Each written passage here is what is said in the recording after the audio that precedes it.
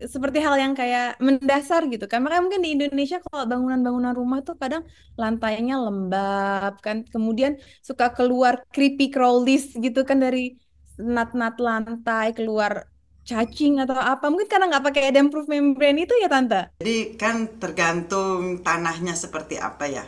Kan tanah-tanah di Western Australia ini datangnya dari pasir, kan ada.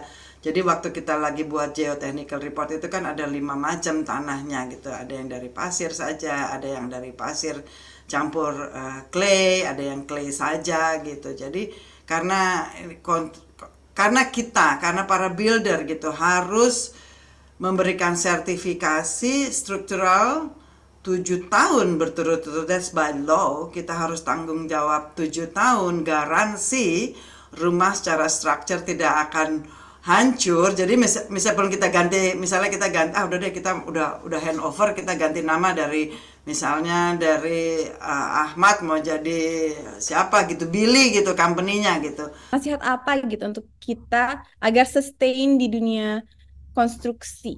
Pemahaman dari standar si Green Star ini diadapt aja dari dalam maupun dari luar negeri gitu. Terus harus ada sedikit investasi lah sedikit ya. Cuma menggunakan teknologi-teknologi baru, apa saja yang bisa kan ada app yang bisa mendukung efisiensi energi itu gitu. Tadi dampak-dampak lingkungan seperti apa gitu. Jadi yang pemahaman untuk standar energi ini perlu dipahami benar gitu. Terus juga memilih material. Material itu amat sangat menentukan yang tahan lama, yang sustainable, yang ramah lingkungan. Material di sini kan seperti di Australia sudah di ban man-made Karma. stone ya, yang ada silikanya itu. Sampai ke sini beritanya. Iya, jadi udah nggak boleh lagi. Jadi kalau mau pakai granit ya pakai granit aja, nggak boleh pakai man-made stone yang dibuat ada sedikit sekali unsur silikanya. Kan banyak sekali tuh dijual yang pretend granit gitu kan. Itu udah nggak boleh lagi. Nah, kita semua ya harus terima pretend granit nggak boleh lagi.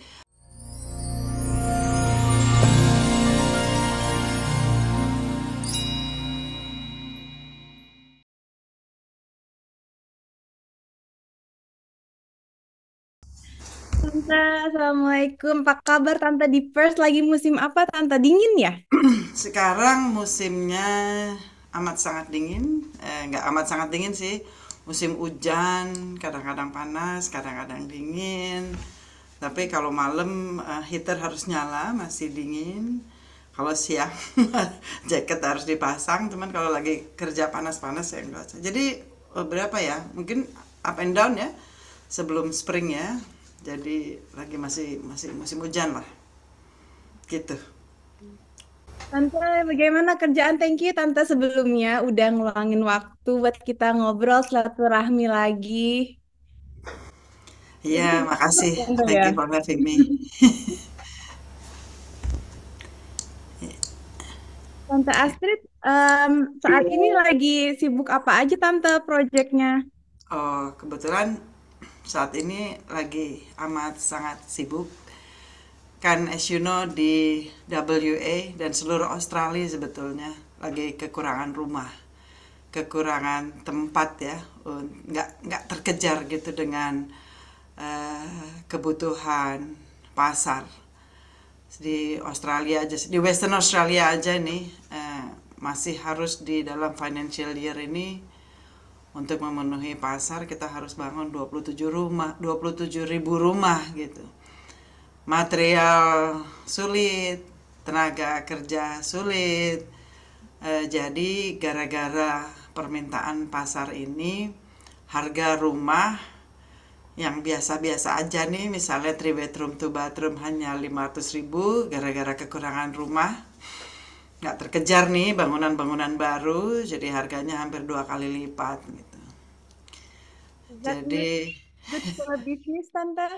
good good for the business, tapi kebetulan saya lagi dipercayakan memegang banyak sekali gitu.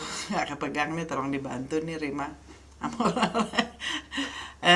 Lagi pegang semua proyek-proyek retirement village yang baru maupun refurbishment yang lama. Jadi ada 24 retirement village. Dalam satu retirement village itu independen ya, luxury retirement village gitu. Mereka sekarang yang sudah retired itu mau reduce their scale rumahnya, terus dia beli tempat-tempat yang comfortable tapi with their own kind lah, kira-kira sama-sama usianya gitu. Satu tempat tuh bisa 40-70 rumah dan ada 24 tempat dari Wow. utara, selatan, ke kiri, ke kanan gitu. Jadi di sini tuh kebetulan the preferred builder ya kebetulan ya si Facility Build ini gitu. Jadi aku lagi sibuk lah, aku nambahin supervisor on site. Kita punya arsitek in-house architects.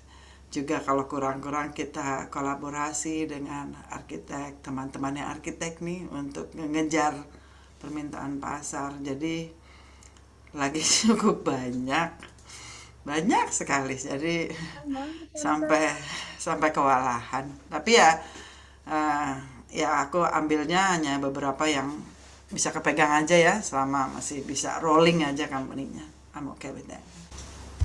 Keren banget, tapi kan retirement home di Australia, Tante Rima inget pernah waktu itu sama Mama Ratna, em, apa namanya, perform Balinese dance di retirement home. Retirement home yang seperti itu kah yang Tante sedang buat, yang kayak komunal atau kayak yang individual gitu?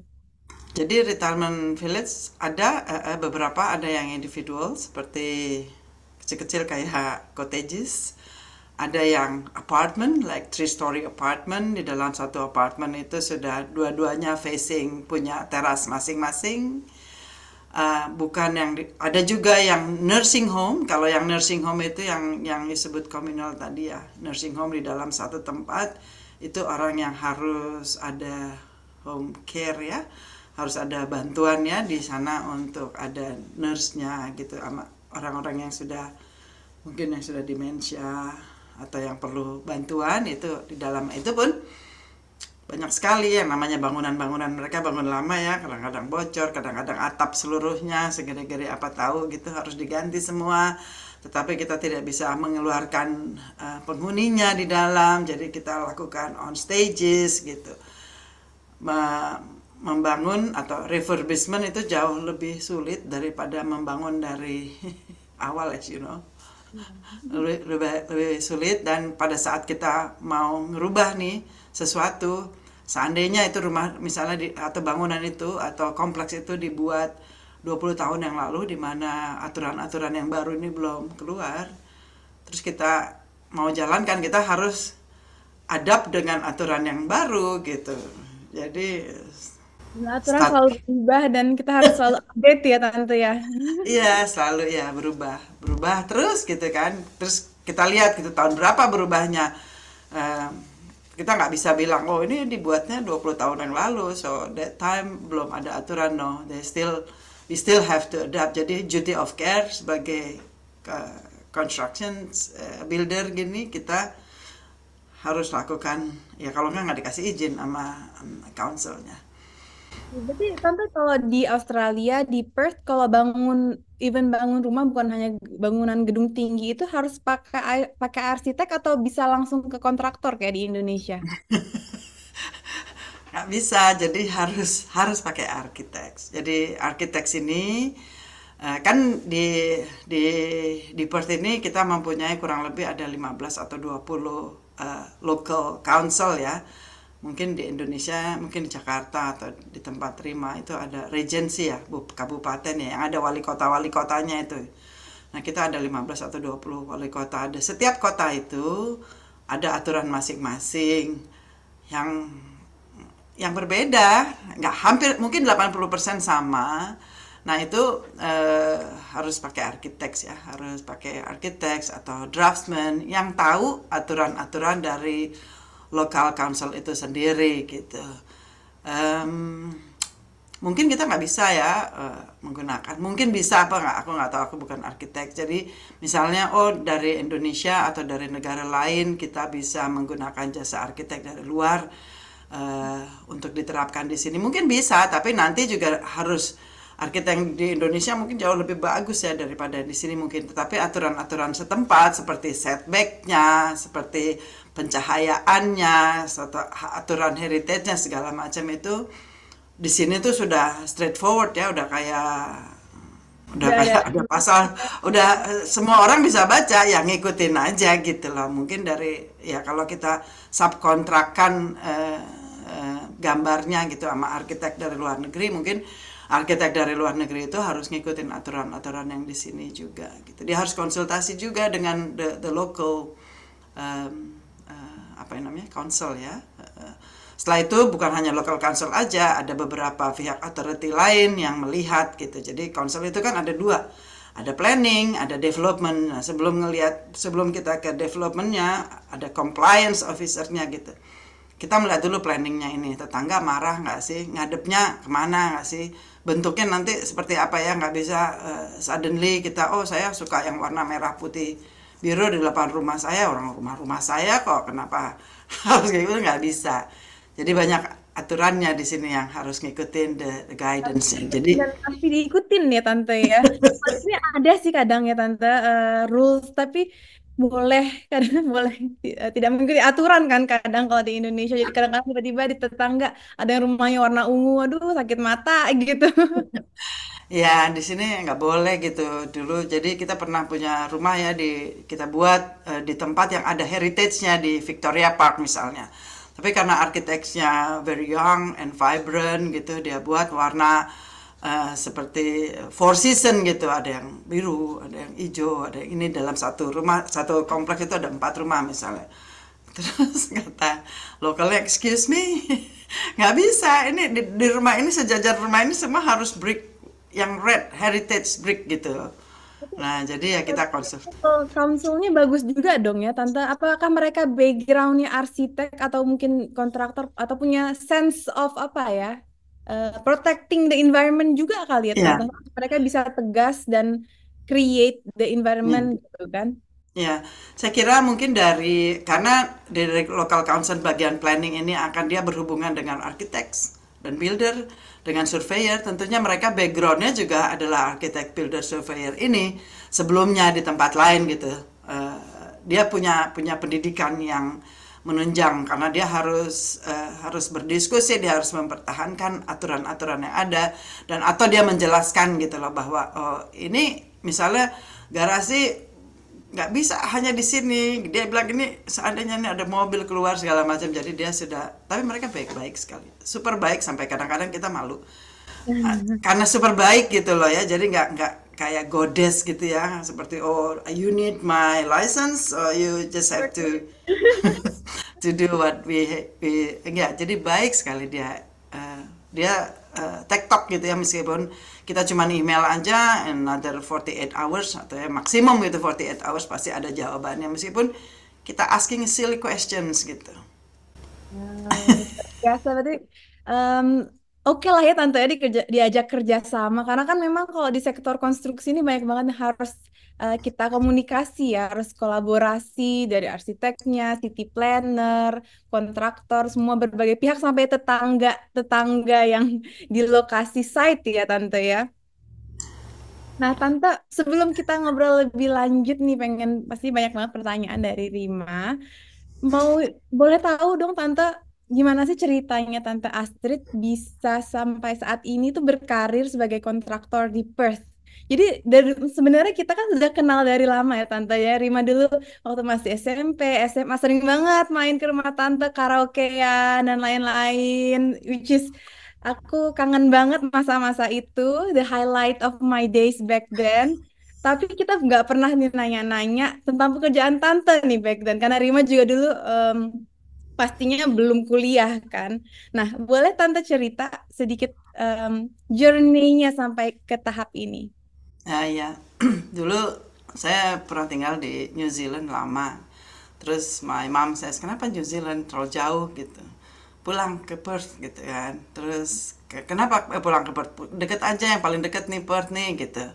Nih di depan koran, di depan saya ada koran ini, katanya dia ada rumah di Perth dijual. Terus yang di Perth ngapain gitu, saya di New Zealand itu pegang airline ya, dulu waktu itu saya punya, bukan punya, saya jalanin pokoknya background saya dari aviasi ya, aviation, running an air charter company, juga ada pendidikan untuk pilot sama pramugari waktu itu.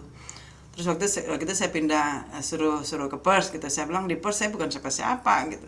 Tapi namanya orang Asia ya, ibu suruh pindah ya pindah lah. Setelah itu 6 bulan saya di sini, saya lihat kok rumah-rumah di Perth itu bagus-bagus gitu, kok tertata bagus, semua rapi dan lain sebagainya gitu. Terus aku pikir enak juga nih ya kayaknya, cari kerjaan di tempat perumahan gitu. Terus tahu-tahu 6 bulan kemudian saya ketemu suami ya, Om Gino. Kebetulan dia juga di kontraktor ya, dia kerja di bangunan komersial gitu. Terus ngomong soal ngomong, terus tahu akhirnya menikah ya. Setelah menikah, namanya aku background di penerbangan, boro-boro ya tahu soal bangunan gitu. Tapi kadang-kadang gemes gitu ngelihat ini kok filingnya nggak bener, oh ini kok ngaturnya nggak bener gitu. Tapi kan maksudnya dari satu kantor ke kantor yang lain, kalau tata sistematikanya bagus ya pasti semuanya bagus. Jadi awal mulanya tuh saya hanya ngebantu-bantuin aja gitu, bantu-bantuin administrasi.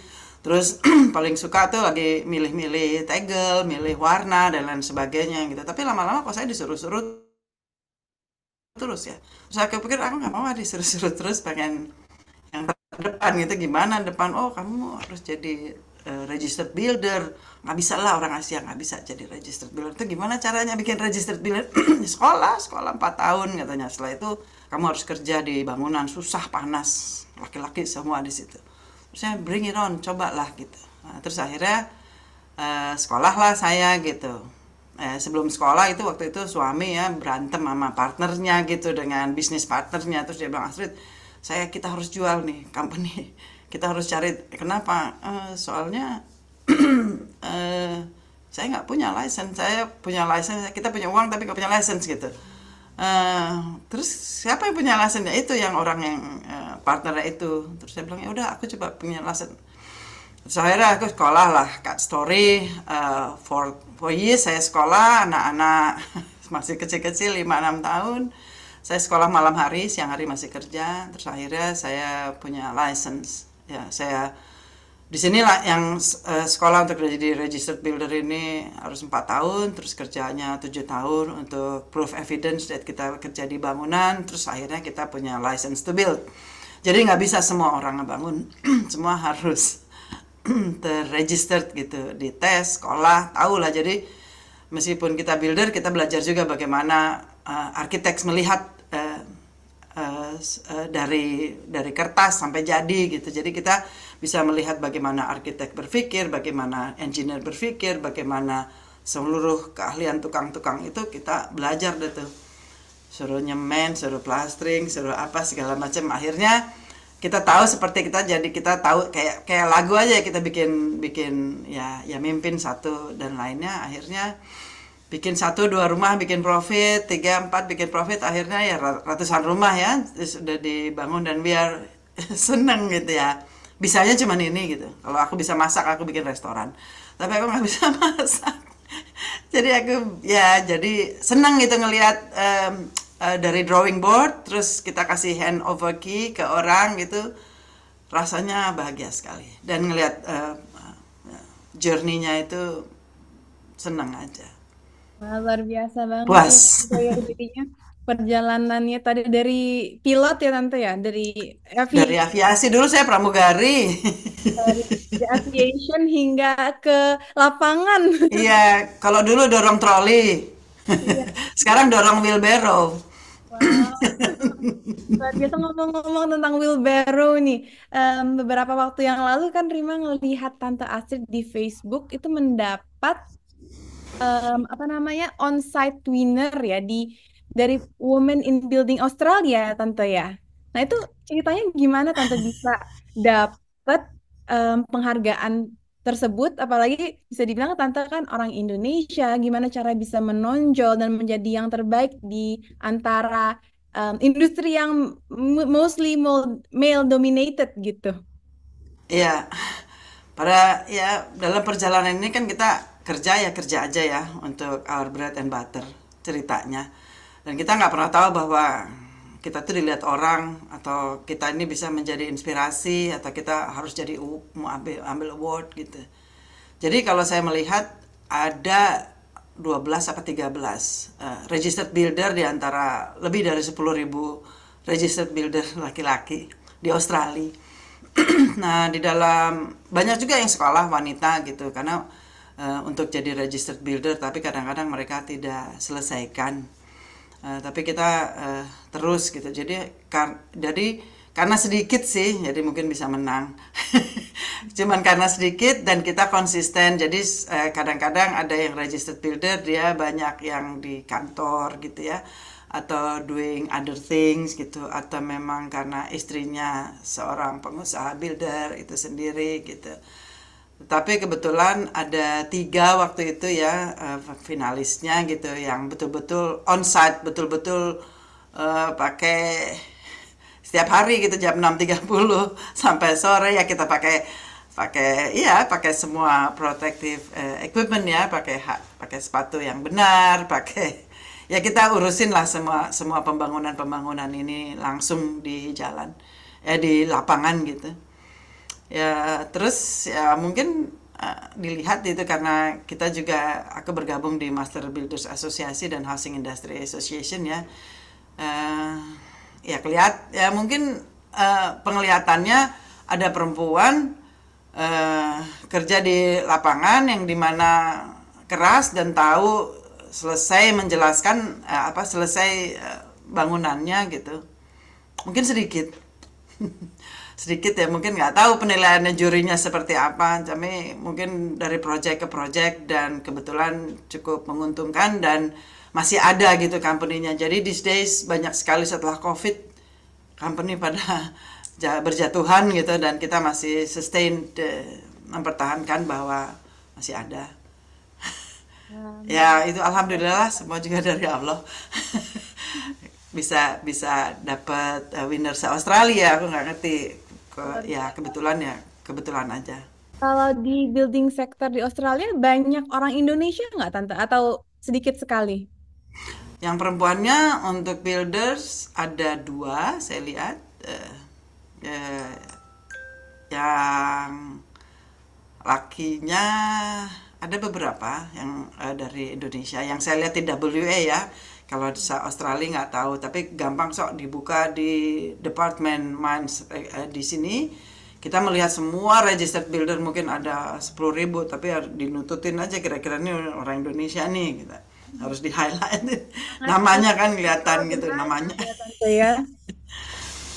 ya Luar biasa. ada 2 perempuan kayaknya yang saya lihat gitu yang saya sendiri ketemu gitu tapi nggak udah dapet tapi nggak jalanin di lapangan kalau aku masih nih sampai sekarang masih masih pakai steel boot tiap hari pakai baju kerja Dan kalau di pakai topi. em, Tante tukang-tukang juga harus registered ya bahasanya atau certified. Tukang-tukang yang certified itu plumber harus certified, electrician harus certified, painter harus certified. Yang lain-lain untuk kerja tentunya kan kita sometimes kita nggak bisa employ semua trade di dalam kita ya. Kita misalnya di dalam saya sekarang saya cuma punya 6 orang gitu kan, doing the architect, management, the budget, segala macam. Tetapi untuk pekerjaan di luar kita subcontract ke kontraktor yang punya rekam jejak yang memang dia sudah proof evidence that they can do what they need to do gitu dia bisa lakukan ya maksudnya bisa proof evidence bisa memperlihatkan bahwa plasternya bagus, brickworknya bagus segala macam rekam jejaknya bagus. Nah nggak semua bricklayer harus ada sekolahannya. Jadi sebelum jadi bricklayer itu ada sekolahannya. Ya Tante ya, bricklayingnya di Australia, rumah-rumahnya rapi banget. Ya rapi, mana sekarang setiap kali break kita harus bayar 4 sampai 5 dolar gitu. Sehari mereka bisa ngebreak gitu, nyusun break itu 350 break. Can you imagine? Calculate yourself, their salary is much bigger than our salary gitu. Tapi semuanya Pantas dibayarnya. 5 dolar per brick, jadi ngitungannya bukan borongan gitu. Jadi kita beli 10.000 brick misalnya, udah 10.000 kali 5 dolar, dapatlah 50.000 mereka. Ayo, itu Wow. meskipun maksudnya 50.000 tuh berapa? 500 juta ya. Jadi mereka tuh kalau datang mobilnya juga bagus-bagus semuanya. Kenapa? Mereka educated juga gitu. Mereka belajar, mereka tahu safety, mereka tahu aturan penggunaan. Tentunya mereka juga pakai tim ya. Begitu juga plasterer. Plasterer juga ada pelatihannya di sini. Meskipun dari negara bagian belum memberikan sertifikasi untuk plasterer, tapi kan kita bisa melihat plasternya yang halus apa yang tidak gitu. Tyler juga, Tyler juga itu banyak sekali sih yang datang dari negara-negara lain ya, dari China, dari Malaysia, atau dari Singapura, atau dari Korea. Karena gajinya gede banget, 1 meter nih, 1 meter tiling 100 dolar. Which is Wow. 1 juta semeter. I don't know di Jakarta berapa. Balik ke negaranya bisa beli rumah gitu. Beli rumah, 3 bulan kerja sini, balik ke negara, bisa bikin rumah. Dan kita memang butuh sekali nih, apalagi saya sekarang lagi misalnya, saya perlu ngetiling 1.500 meter. Saya nggak punya orang, saya rasanya pengen ke Indonesia gitu. Saya pengen rekrut Tyler di sana.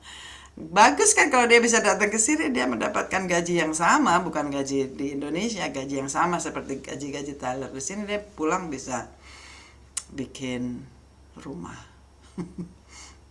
Untuk aku nih, kalau pembangunan di Perth, rumah-rumahnya itu udah mengarah ke sustainability atau belum? Atau kayak mungkin Oh, udah udah net ya. carbon kah? Jadi udah lama sekali. Mungkin waktu Rima sekolah di sini juga tahu ya. Jadi eh, penerapan penerapan dari sustainability yang apa untuk mengurangi apa eh, penggunaan karbon ini, dianya udah sejak 2003 gitu, 11 tahun yang lalu gitu. Pernah kan denger ya ada National Construction Code ya. National Construction Code itu di situ tuh dia mencakup ketentuan-ketentuan efisiensi energi untuk bangunan gitu. Jadi para arsitek, para builder gitu secara eh, bertahun-tahun itu ada peningkatan pengetahuan tentang emisi si karbon apa si karbon ini, penggunaan energy saving ini sudah sejak dari 2003. Terus ada council di sini namanya Green Building Council Australia. Nah, itu juga dia meluncurkan Green Star. Jadi setiap bangunan yang ada di sini dia memberikan sertifikasi efisiensi energi gitu. Ada pengurangan emisi, ada lightingnya seperti apa, penggunaan barang-barang yang ramah lingkungan gitu. Jadi dari awal gitu. Jadi ada memang ahli-ahli yang mempunyai aplikasi melihat bagaimana energy rating dari sebuah rancangan bangunan yang akan dimintakan planningnya gitu. Jadi udah lama lah. Jadi dari di sini ada menggunakan ventilasinya, air conditioningnya hemat karena lagi summer seperti apa lagi. Jadi udah lama gitu dari 2003, terus ada 2005 juga, terus ada juga dari Australian Building Code ya, pernah denger kan ya, dulu ada standar efisiensi minimum ya dari Australian Building Codes of Australia. Sekarang ada Sustainability Building Code Australia. Jadi semuanya udah kayak pasal 1, pasal 2 segala macam, is easy to read gitu. Juga ada inisiatif ya dari pemerintah Australia Barat gitu.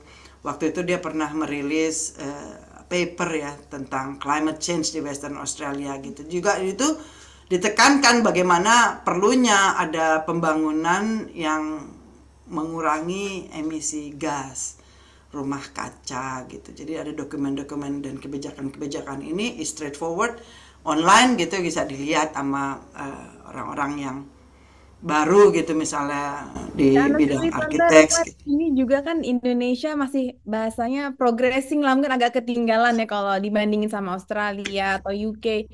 Makanya sometimes, a lot of the times actually Rima ngelihat building codes di Australia dan juga misalnya Green Building Council-nya UK, apa yang mereka lakukan, apa yang mereka implementasikan di government-nya juga, regulasi-regulasi apa yang bisa menunjang atau mendorong um, emisi karbon yang rendah gitu di bangunan, Tante.